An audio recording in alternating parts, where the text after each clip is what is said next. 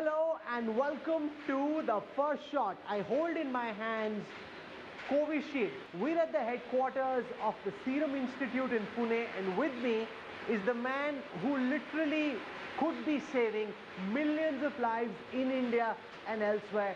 Adar Poonawalla, welcome to the first shot. This is the magic wire. The whole world is waiting for it. You at the Serum Institute in Pune are producing this in greater quantities than anywhere else. How ready are you at this moment for this big launch? So Rahul, nice to be here with you. This product is something that we've been working on tirelessly, taking a lot of risk ahead of time, for the last 7-8 months. And now we've finally come to the stage where we've got millions of doses, as you can see, being filled and screened and tested and packed for a launch, which is imminent in the next few days. So we're fully ready. Everything is planned, and we're just waiting for the final permission to come from the Drug Controller's Office to launch. There's been so much conversation and controversy around this vaccine that what I want to do in this discussion is to take our viewers through the entire process of making this vaccine, and then we look at its safety, its rollout, the cost, the advantages, the disadvantages. Tell us what's happening here. Where are we right now in your institute and what's happening here? So this is the final stage where it is being screened. These are cameras which are going at a high speed, checking for particles and other materials that could be in a vial. You have a rejected side, you have an accepted side.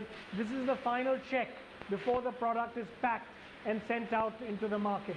So we'll now walk across to where it's being filled, where the vials are processed, and also the bulk is manufactured. Never before has there been as much curiosity about any one vaccine as there is.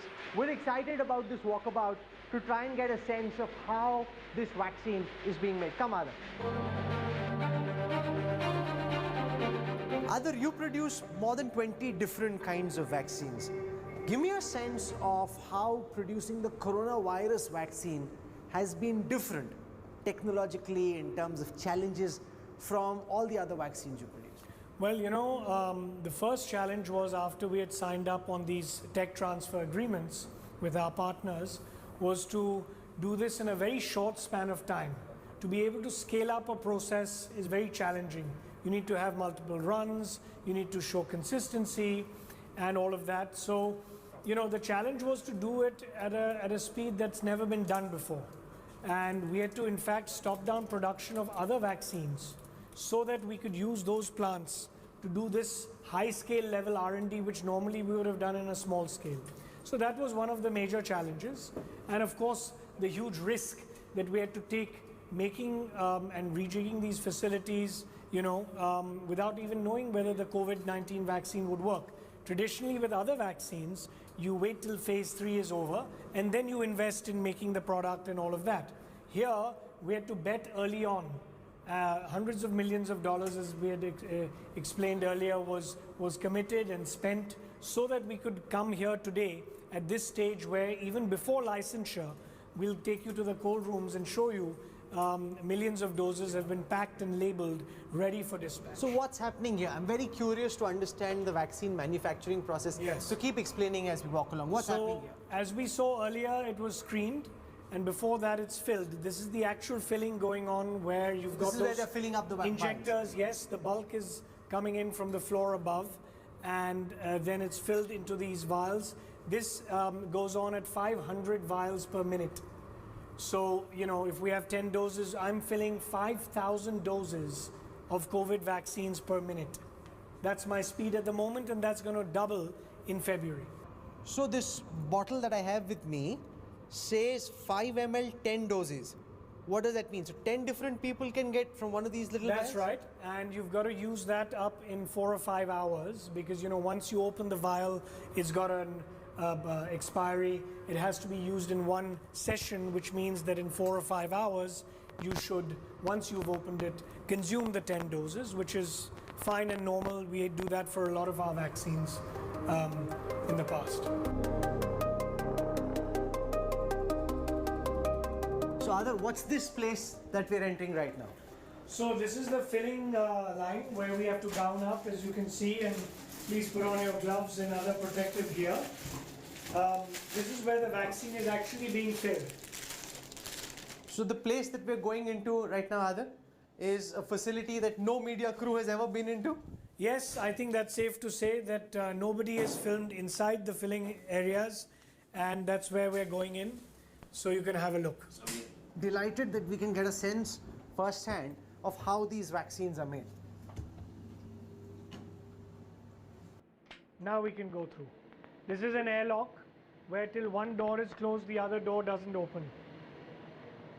So this is the most important room in the entire facility? Yes, absolutely.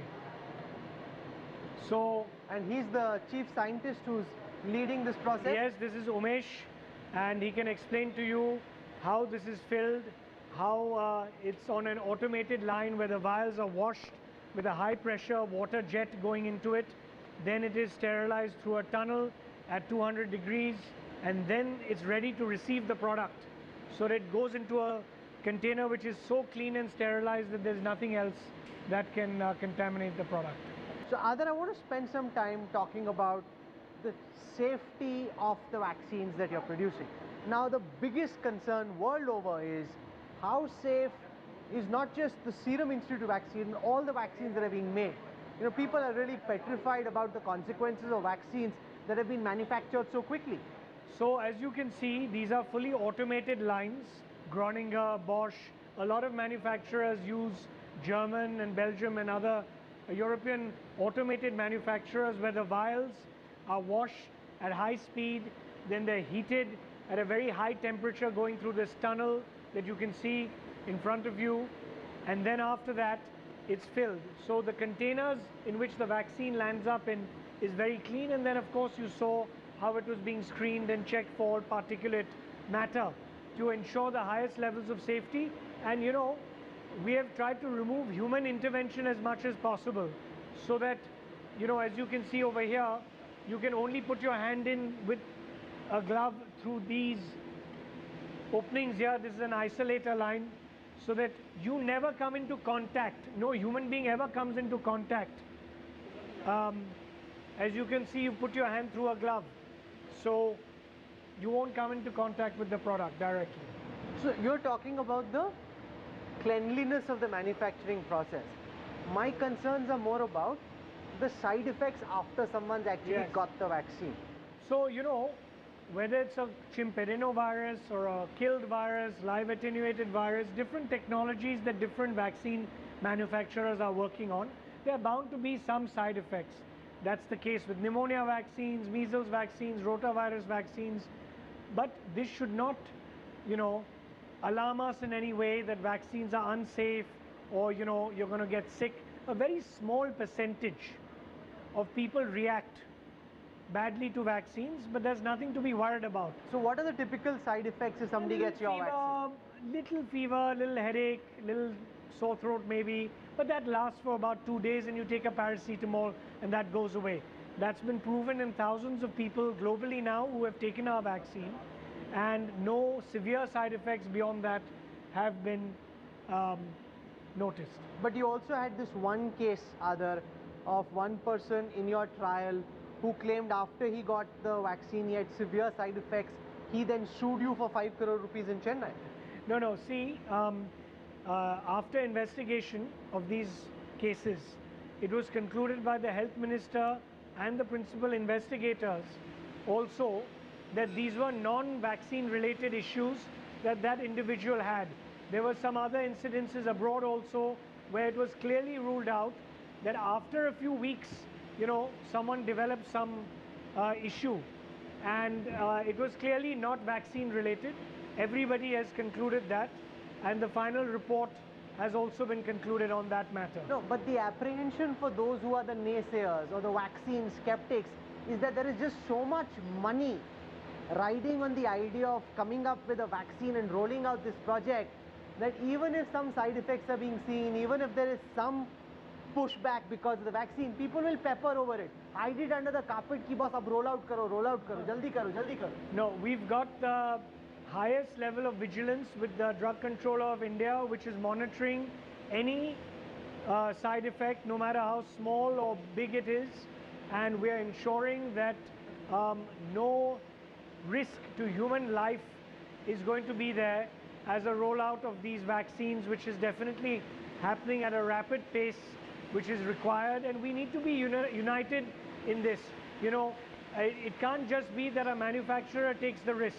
Even the public have to have some faith and understand that this is required, because until we vaccinate everybody, nobody is safe.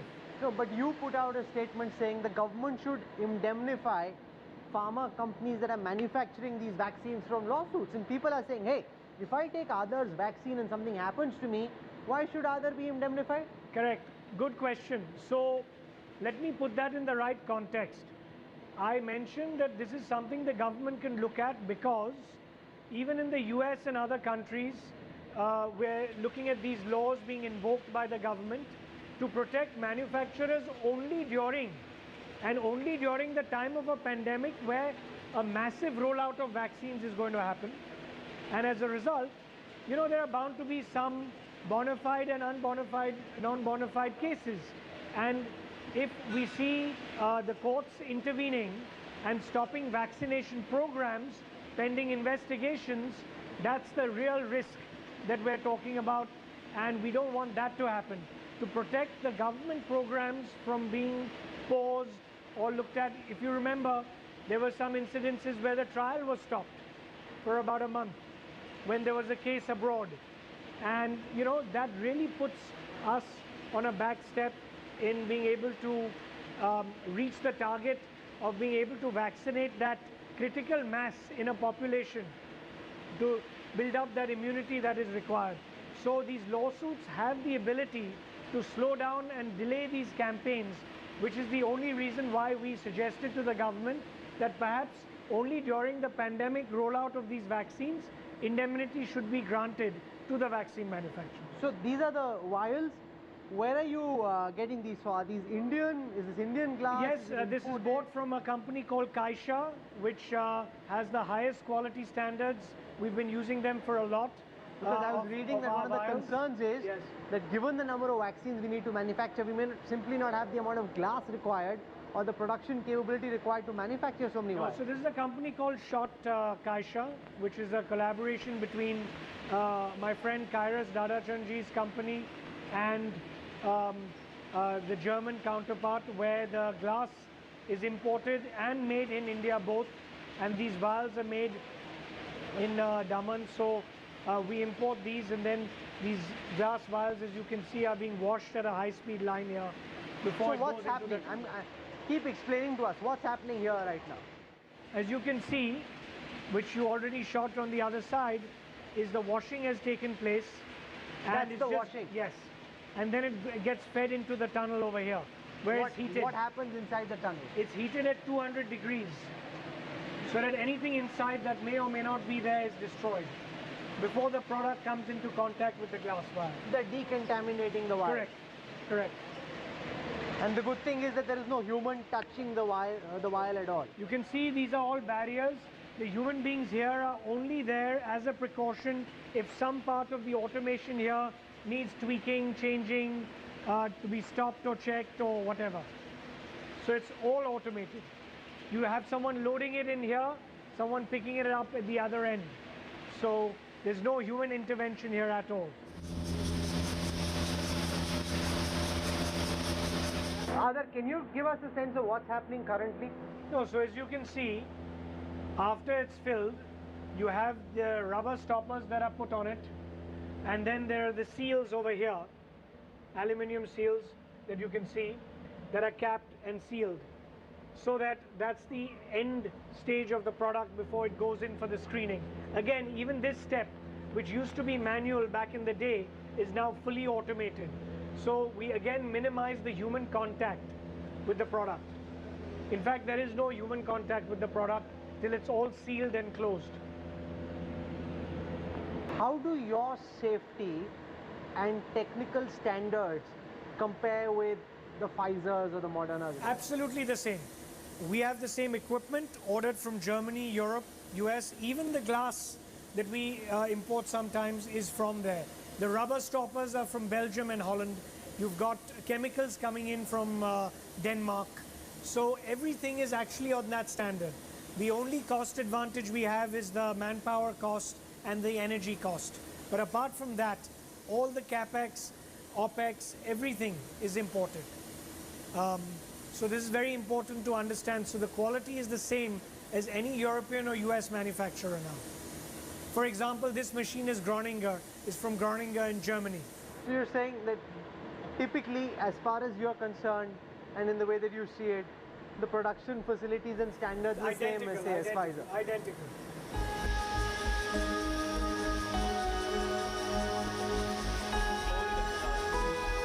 So this is your cold storage facility? This is where the booty is hidden and kept? This is one of them. We've got 20 armed guards all over the campus.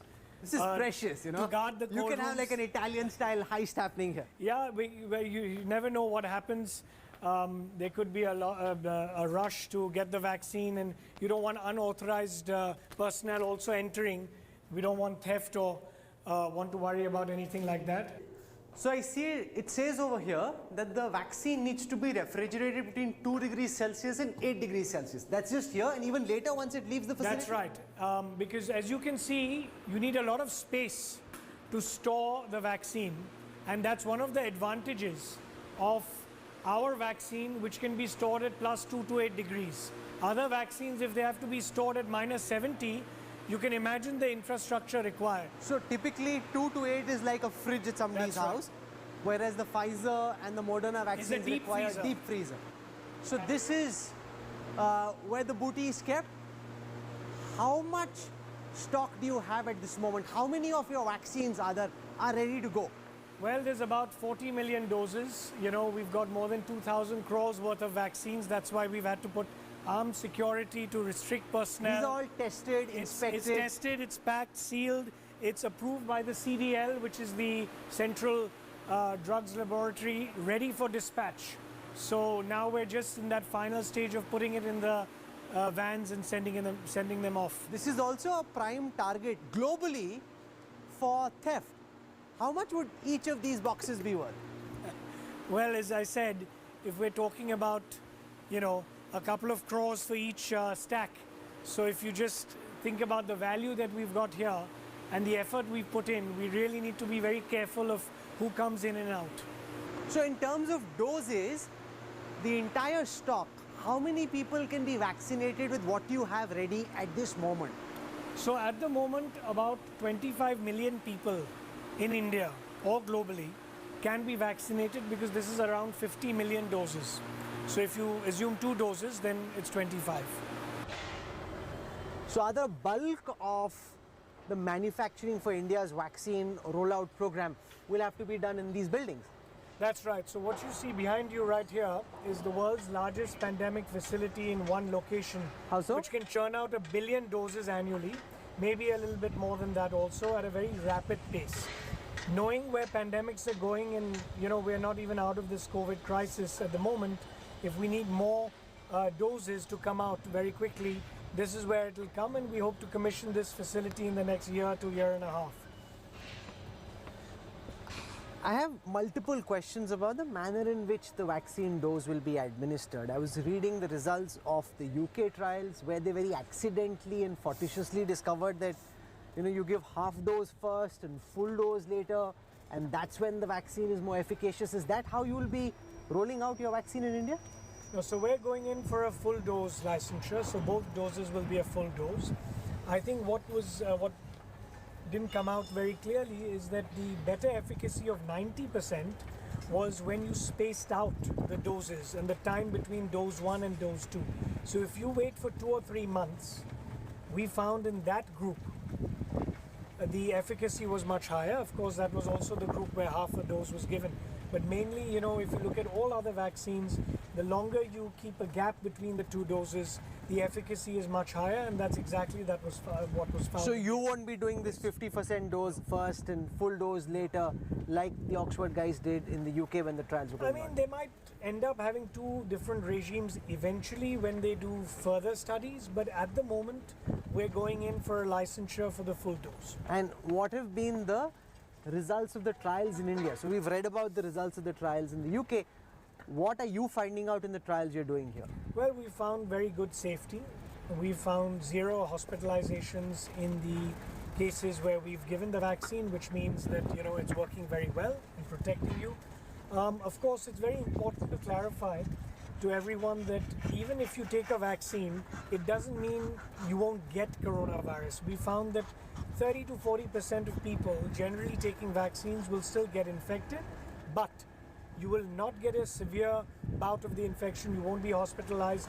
In fact, that's what came out very clearly, that 100% of the people who took the AstraZeneca-Oxford vaccine, none of them had to go to hospital when they got the disease. So this is very important. Even in Moderna and Pfizer and other companies, you find a percentage of people getting asymptomatic cases even in the vaccinated arm, but that's nothing to worry about. That's normal, and please expect that to happen in 30 to 40% of the people.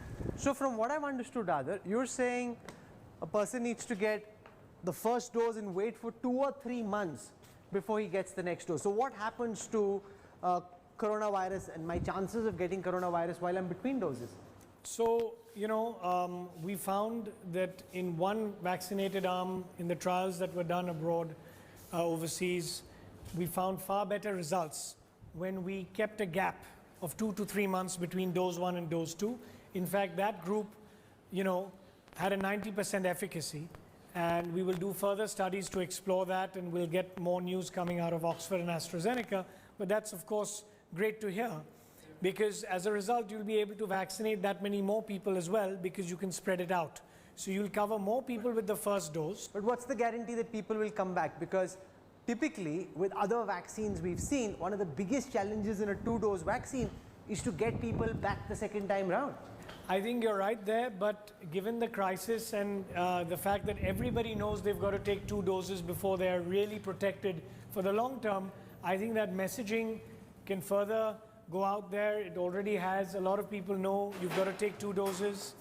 So I think it should be far easier than it has been in the past to get people for the second and third doses. A lot of the vaccines today that you see, and I'll show you over here, are requiring 2 to 3 doses. Now, the COVID vaccines are good with 2 doses, and this is a model of the pandemic facility that we've built. This is where you brought the Prime Minister? And yes, this is where he visited us and had a look at... How was that trip with the Prime Minister? He went into a detailed look into the manufacturing process, understood the challenges, asked us how, his government could help us. So we put a few points that need to be done, and you can see from here that if you want to go inside one of these buildings, we can see the facility inside, which you get a view and a zoomed version of every equipment and process. So I'm reading in the papers, Adar, about this new mutant virus strain in the UK, which is supposed to be 70% more infectious than the strain that we've seen so far. How do these new strains impact our vaccine plans? Well, it's still very early days at the moment, and we don't really know if, the variants are going to really affect the vaccines, because at the moment, the current vaccines seem to be working well against all these minor mutations. These aren't major mutations. So I think the data is still coming in. Let's wait and see what happens. But at this time, basically, I don't think there's any need to panic at all right now. And, let's wait and see once it's being tested. No, but at this moment, essentially, you don't know whether the vaccine will work on the new mutant strain of the coronavirus. Right now, we've had a lot of health experts examine the data, and they feel that it will work. But for us to be completely sure, we should wait another few, we should wait another few days till it's been tested and clearly proven. So let's wait another week till we. But is there a big risk that any of these mutations can just, render this whole exercise, this whole build-up, the stocking, the investments, the preparation worthless? That was always a risk going in, even early on in March, April, we heard about certain mutations or the virus strain mutating or could mutate. Fortunately, these are minor mutations, and generally with these minor mutations, you don't have too much of an issue when you've developed the spike proteins and the vaccines that are being done. Some vaccines are live attenuated vaccines which cover, the whole virus. So that'll take care of all these different combinations. This is your corporate headquarters inside a commercial airline. Last time I came, this was still a work in progress. Yes, that's right.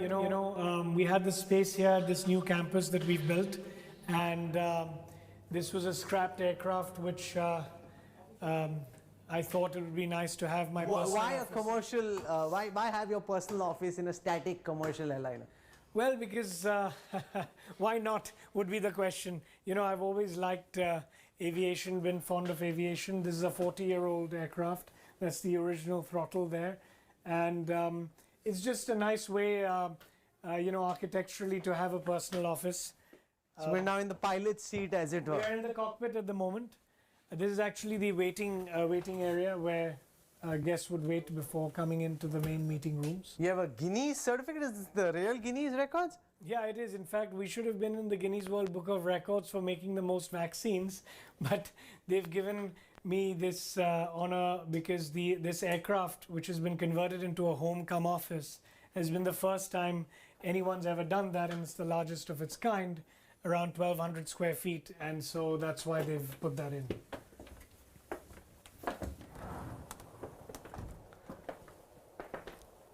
So Adar, how much will each dose of your vaccine cost in India? So, we have priced it very differently for the government of India. It's going to be at $3 a dose. So 2 doses is $6 per patient per person for the government of India supplies. But for the private market, it'll be at about 700-800 rupees. So it will be available in the private market at chemists also? Yes, eventually, the initial emergency use licensure will mean that we will give the vaccine to the most vulnerable, that the government's going to distribute that, and then after that in March, April, it should probably be available to the general public in chemists and other private hospitals, etc. After March, April, you're currently anticipating that anyone can just walk to a chemist, say, "Meko tika laga do," and they'll give you a medicine? Absolutely. Hopefully before that, but I think on the outer side, March, April. So you're not seeing this as being a government-driven and funded program. So it's partly government-driven, and then private citizens can go and do it as well. Absolutely. Initially for the massive rollout, the government machinery and their logistics and infrastructure is what's required to get it out there to the healthcare workers and all of that. We can't do that. So that's the role the government will initially play, which is necessary.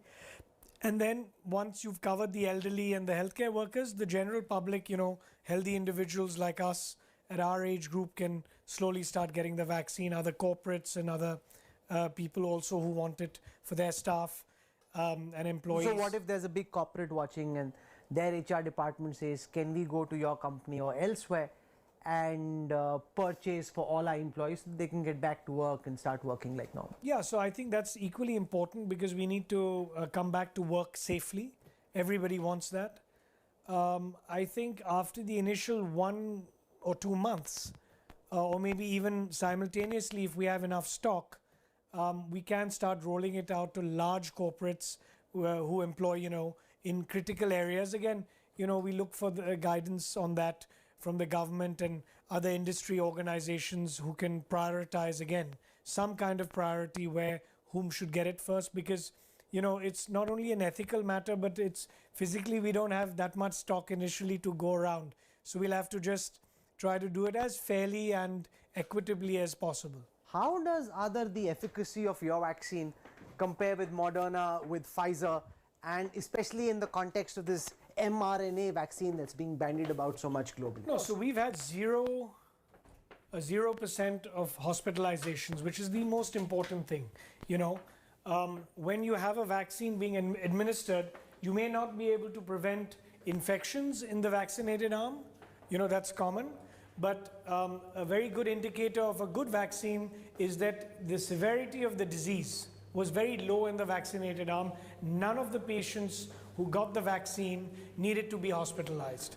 And that really is a great testament to the Oxford AstraZeneca vaccine. But if we just look at the percentages that are being put out in Lancet and elsewhere, it would seem that the efficacy of some of the other vaccines is more.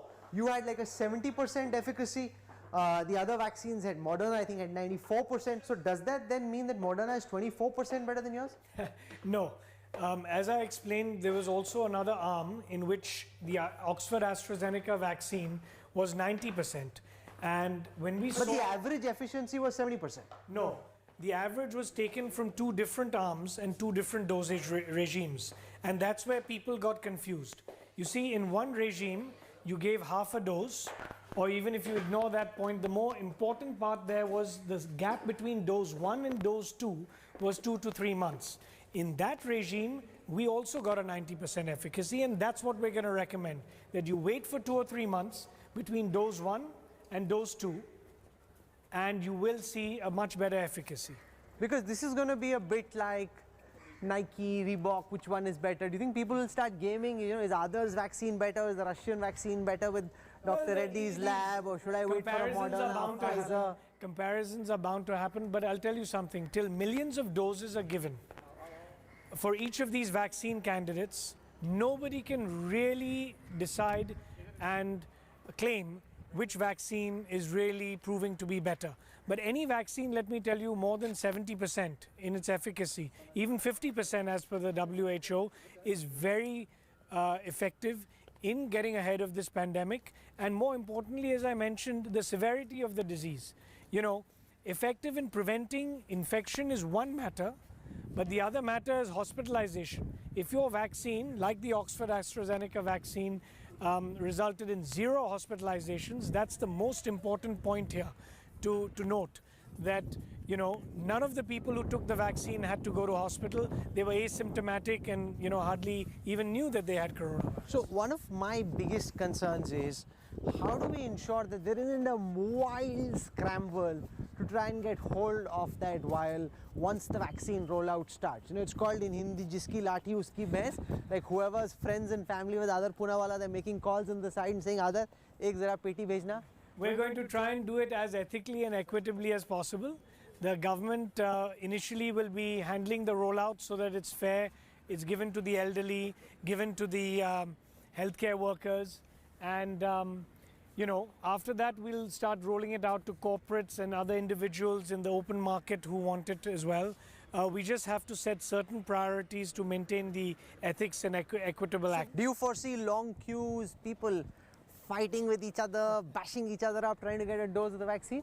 Well, I don't know how violent it's going to get. I don't imagine that. But yeah, of course, initially there will be a clamoring and shortage, which we'll try to plan it out. Maybe we'll give large volumes to corporates to, you know, give it to their employees and family to remove the burden from the traditional ways of distribution. So we're in early talks with, you know, major corporate houses to see how we can do that as well. So tell me honestly, have you had the dose yet? Well, in a few days, I'll be taking it as soon as it's licensed and I can legally take it.